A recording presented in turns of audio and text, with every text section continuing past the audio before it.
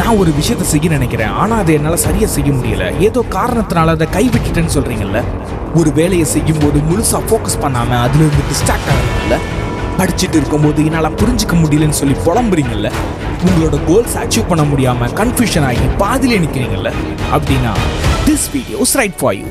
Hello மக்களே, நான் உங்கள் நண்பன் Navesh. Welcome to the channel Talkseries podcast. நம்ம வாழ்க்கையில சில பிரச்சனைகளை என்ன ஆனாலும் தவிர்க்கவே முடியாது. அப்படிப்பட்ட பிரச்சனைகள்ல ஒண்ணுதான் இந்த டிஸ்ட்ராக்ஷன்.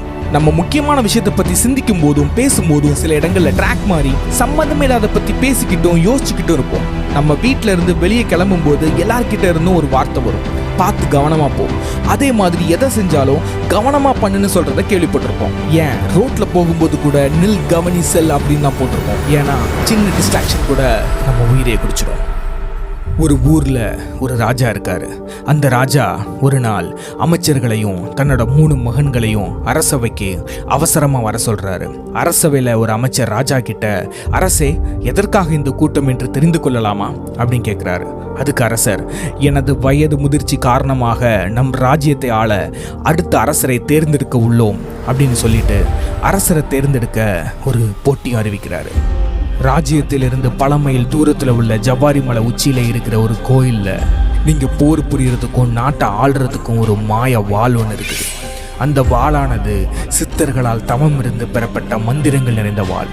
அதை எடுத்துட்டு யாரு 5 நாளைக்குள்ள வாரீங்களோ அவன் அடுத்த அரசனாக முடிசூடப்படுவான் அப்படின்னு சொல்லிட்டு போட்டி அறிவிக்கிறாரு அரசர். போட்டி அறிவிச்ச உடனே 3 மகன்களும் தங்களுடைய குதிரையில ஏறி ஜவாரி மலையை நோக்கி பயணம் பண்ண ஆரம்பிச்சாங்க. ஜவாரி மலையில உள்ள காடு ரொம்பவும் மாய தந்திரங்கள் கொண்டது. சூரிய ஒளி கூட வர முடியாத அளவுக்கு அடர்ந்த இருட்டா இருக்கும். அந்த காட்டுக்குள்ள போனா யாருமே உயிரோட திரும்பி வரமாட்டாங்கன்றது அந்த ஊர்ல உள்ள மக்கள் எல்லாருக்குமே தெரியும். அந்த காடு வழியா தான் ஜவாரி மலைக்கு போக முடியும். 3 இளவரசர்களும் அந்த காட்டுக்குள்ள குதிரையில போயிட்டு இருக்கும்போது அங்க நிறைய அழகான பூக்கள் இருந்துச்சு. அதுல இருந்து வர்ற வாசனை ஆளையே மயக்க வைக்கும். அந்த பூக்களோட அழகும் வாசனையும் இளவரசர்களை கட்டி இழுத்துச்சு. அதில் கடைசி இளவரசர் மட்டும் குதிரையிலிருந்து இறங்கி அதோட வாசனையில் மெய்மறந்து அந்த பூக்களை பறிக்க போகிறாரு. பூக்களை பறிக்கும்போது அந்த பூ திடீர்னு ராட்சச பாம்பா உருமாறி அந்த இளவரசரை விழுங்கிருச்சு. இதை பார்த்து பயந்து அந்த 2 இளவரசர்களும் அந்த இடத்த விட்டு தப்பிச்சு முன்னோக்கி போகிறாங்க. அப்படி கொஞ்ச தூரம் போயிட்டு இருக்கும்போது ஒரு குகையில் தங்கம், வைரம், வைடூரியம்னு நிறைய கொட்டி கிடக்கிற நகைகளை பார்க்குறாங்க. அதை பார்க்க ரொம்ப பளபளப்பாகவும் கண்ணை பறிக்கிற மாதிரி இருந்துச்சு. அதை பார்த்த மூத்த இளவரசன் அந்த நகை மேலே ஆசைப்பட்டு குதிரையிலிருந்து இறங்குறான். அப்போ 2வது இளவரசன், அண்ணா, இது ஏதோ சரியாக இருக்கும் என்று எனக்கு தோன்றவில்லை. நம் அரண்மனையில் இல்லாத நகைகளா? இது வேண்டாம் அண்ணா என்று சொல்ல அதற்கு மூத்த இளவரசன், இது பொய்யாக இருப்பதாக தெரியவில்லை. நம் ராஜ்யத்திற்கு உட்பட்ட காடுதானே, நம்மில் யாரோ தான் இதை இங்கே வைத்திருக்கக்கூடும். நான் சென்று சில நகைகளை எடுத்து வருகிறேன் என்று சொல்லி நேராக போய் அந்த நகைகளை கையில் எடுத்து பார்த்து ரசிச்சுட்டு இருக்காரு. அப்போ திடீர்னு நகைகள் எல்லாம் புதக்குழியா மாறி அந்த இளவரசனை இழுக்க ஆரம்பிக்குது. இதை பார்த்த 2வது இளவரசன் அதிர்ச்சி அடைஞ்சு தன்னுடைய அண்ணனை காப்பாற்ற முயற்சி பண்றான். அந்த முயற்சி எல்லாமே தோல்விதான் அடையுது.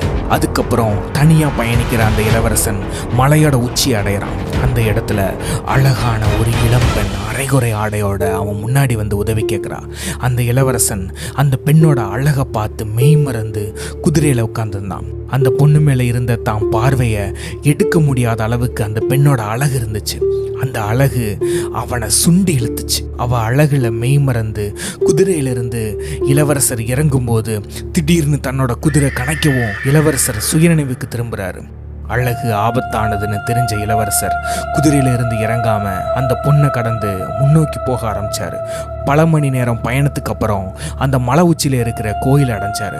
அந்த கோயிலுக்குள்ள போய் அங்க இருந்த தெய்வத்தை வணங்கிட்டு பூஜை அறையில இருந்த அந்த மாய வாளை எடுத்து இளவரசர் அரசர் சொன்ன அந்த 5 நாளைக்குள்ள அரண்மனைக்கு வந்து அரசர் ஆனாரு. அந்த நேரத்தில் அமைச்சர்கள் எல்லாரும் அரசரை பார்த்து, இளவரசர் அரசராயிட்டாரு, ஆனா 2 மகன்களையும் இழந்துட்டோமேன்னு கேட்குறாங்க.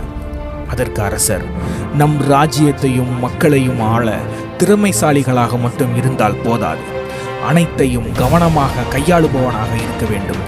சின்னதாக கவனத்தை சிதற விடுபவன் போர்க்களத்தில் கண்டிப்பாக இறந்து போவான் என்றார் அரசர். அந்த அரசர் சொன்ன மாதிரி தான் நம்ம குறிக்கோளை நோக்கி பயணிக்கும் போது பல தடங்கள் நமக்கு வரதான் செய்யும். அதுல நம்ம கவனத்தை சிதற விடாம துப்பாக்கியிலிருந்து பாயிற ஒரு தோட்டா எப்படி காத்த கிழிச்சிட்டு டார்கெட் அடிக்குதோ அதே மாதிரி தான் நாமளும் பயணிக்கணும். இந்த உலகம் அப்டேட் ஆகிற பேர்ல நிறைய டிஸ்ட்ராக்ஷனை கிரியேட் பண்ணிட்டே தான் இருக்கும். அதை கேர்ஃபுல்லா ஹேண்டில் பண்ணா நல்லதுக்கு பயன்படுத்தலாம். அது போக்கிலே போனா நம்மளும் அது இரையாக்கிடும். நம்ம என்னதான் சரியா ஏம் பண்ணாலும் சில அன்வான்ட் தாட்ஸ்னால நம்ம மனசு மாறிக்கிட்டே தான் இருக்கும். லவ், ட்ரக், பான், மூவிஸ், சோஷியல் மீடியா, மோஸ்ட்லி இதில் தான் நம்ம டிஸ்ட்ராக்ட் ஆகும்.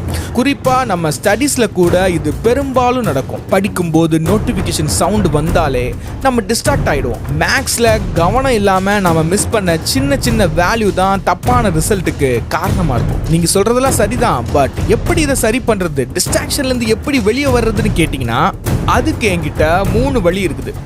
Number 1, meditation. என்னது மெடிடேஷன் பண்ணுமான்னு கேட்டிங்கன்னா ஆமாம், உங்கள் மனசும் மூளையும் நிறைய குழப்பங்களால் நிறைஞ்சிருக்கும். மெடிடேஷன் பண்ணும்போது தெளிவாகும். அது நம்மளை ஃபோக்கஸ் பண்ணவும் வைக்கும். உங்கள் மனசு ஒரு லோட் லாரி மாதிரி.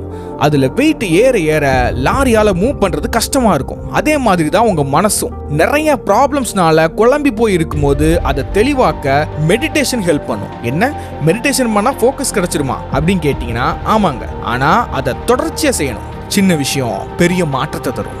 Number 2, deep sleep. குழப்பமான மனசு நம்மளை எப்பவுமே ஃபோக்கஸ் பண்ண விடாது, டிஸ்ட்ராக்ட் பண்ணிட்டே தான் இருக்கும். என்னைக்காவது ஒரு நாள் நீங்கள் சில பிரச்சனை இல்லைனா ஏதோ ஒரு குழப்பத்தில் படுத்து தூங்கி நெக்ஸ்ட் டே மார்னிங் எந்திரிக்கும் போது அந்த குழப்பத்துக்கும் பிரச்சனைக்கும் தீர்வாக சில ஐடியா தோணும். அதை ஃபீல் பண்ணியிருக்கீங்களா? நல்ல தூக்கம் நம்ம மனசை தெளிவாக்க உதவும். Number 3, interest. இன்ட்ரெஸ்டாக ஒரு விஷயத்தை நாம் பண்ணும்போது அதில் நம்ம முழு கவனத்தையும் கொடுத்துருப்போம். அதில் 100% ரிசல்ட்டும் எடுப்போம். ஒரு பேட்ஸ்மேன் விளையாடும் போது ரன் எடுக்கிறதுக்கு தன்னோட கவனத்தை அந்த கேமில் மட்டும்தான் வச்சுருப்பான். அவன்கிட்ட அந்த கேமில் இன்ட்ரெஸ்ட்டும் ஃபோக்கஸும் இருக்கிறதுனால தான் விக்கெட்டை காப்பாற்ற முடியுது. விளையாட்டுக்கு இன்ட்ரெஸ்ட் தேவைப்படும் போது, படிக்கும் போதும் வேலை செய்யும் போதும் இன்ட்ரெஸ்டாக செஞ்சால் அதில் வெற்றி மட்டும்தான் ரிசல்ட்டாக இருக்கும். குறிப்பாக ஸ்டூடெண்ட்ஸ் படிக்கும்போது நமக்கு தடையாக இருக்கிற சில விஷயங்களை தவிர்க்கிறது ரொம்ப ரொம்ப நல்லது. இந்த ஷார்ட்ஸ், ரீல்ஸ் எல்லாம் நம்மளை ஃபோக்கஸ் பண்ண விடாமல் நம்ம கவனத்தை சிதறடிக்க தான் பார்க்கும்.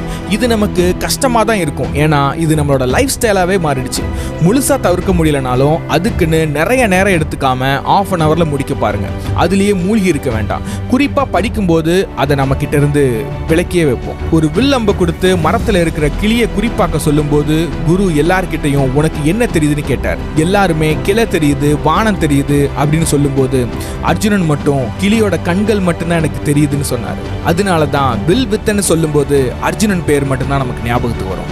இங்கேயும் அதே தான், நம்ம எண்ணத்தில் இருக்கு, நம்ம பார்வையில் இருக்கு. எல்லாமே மரக்கிளைகள் மாதிரி நம்ம பார்வையை, எண்ணங்களை சிதறவிட 1000 இருக்கலாம். ஆனால் நம்மளோட ஃபோக்கஸ் எப்பவுமே கிளி மேலே மட்டும்தான் இருக்கணும்.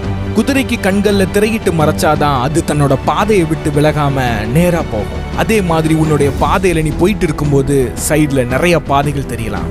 அதை திரையிட்டு மூடு, உன்னுடைய பாதையை நோக்கி ஓடு. சென்று வருகிறேன் நான் உங்கள் நண்பன் நேவேஸ். ஓகே, பாய்.